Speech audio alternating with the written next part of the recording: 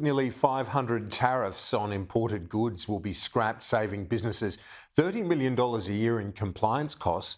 14% of Australia's total tariffs, $8.5 billion worth of trade, are set to be removed. It's being described as the biggest unilateral tariff reform in 2 decades. Joining me live now is Agriculture Minister Murray Watt. This is an interesting story, this one. I thought as a free trading nation that we are, tariffs were minimal in the first place in this country, but it looks like we still have quite substantial tariffs on imports. Yeah, I think this would probably surprise a lot of Australians, Kieran, because you're right, we do regard ourselves as a low tariff nation.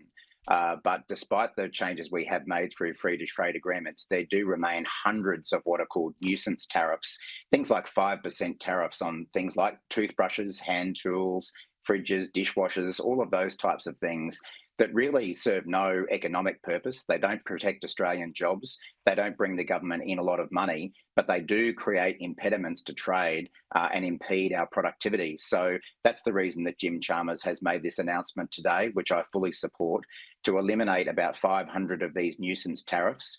We've made the point that it will help a little bit in terms of the price of these goods for consumers without wanting to overstate that.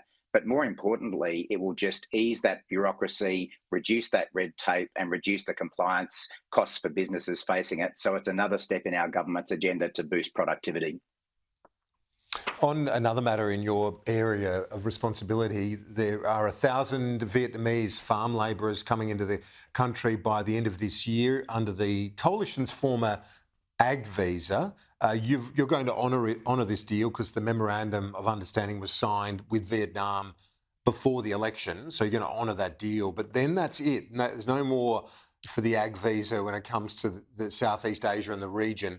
I spoke to Anne Webster, the member for Mallee, this morning. She's saying, why don't you do both? Why don't you have the PALM, the Pacific Labour Mobility Program, and the ag visa? She says there's room for both in our ag sector. Yeah, well, we saw a lot of statements from National Party members before the election about how they were going to bring in an ag visa and that was going to fix agricultural workforce shortages.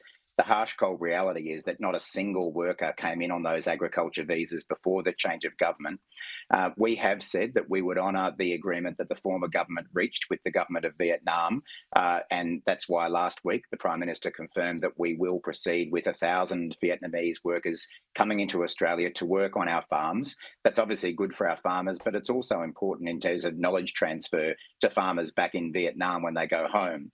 But our government has made clear that our priority when it comes to filling those workforce gaps is building up the Pacific Labour Scheme, which we have done. We're now actually bringing in record numbers of Pacific labourers to work on our farms and our meat processing sheds, more than ever before.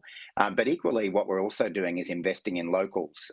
You will have heard a lot about the fee-free TAFE measure that our government has taken to reduce the costs of training. There are over 10,000 agriculture courses that have been filled through those fee-free TAFE places, providing locals with the kind of skills that our farmers need as well. So we're confident that between those and other measures, we can meet the needs of our agriculture workforce. But clearly, strengthening our relationship with the Pacific is the number one goal that we have through this program. It's obviously important for diplomacy, for our security relationship with the Pacific, but it's also a really important income source for our Pacific neighbours too. You're the Minister for Agriculture, but also have responsibility for emergency management. I would be remiss of me if I don't ask you about this heat wave we're seeing in Melbourne right now. Extraordinary temperatures for this time of the year. What's the sort of reaction and impact has that had in Melbourne over the last few days, over 38 degrees? Yeah, I know it's been a really hot, long weekend for Victoria, and my thoughts go out to everyone who's been suffering under that. The advice that I've got is that we are expecting those temperatures to ease tomorrow, and they've already begun easing in some of the other southern parts of the country. But it's a real reminder that heat waves actually can be the biggest killer of Australians of any form of climate-related issues. We do, of course, worry a lot about bushfires, floods, cyclones, and rightly so, but heat waves actually kill more Australians every year than any of those events. So today's a really good day to make sure that you're looking out for your neighbour, particularly vulnerable people, the elderly, people with disabilities. Just check in on them, make sure they're okay, offer them some cool spaces in your own home if you've got them. And anyone who doesn't have those options, it's a good day to get down to the local council pool to cool off. Indeed, it sure is. Murray Watt, thanks for joining us. Appreciate it.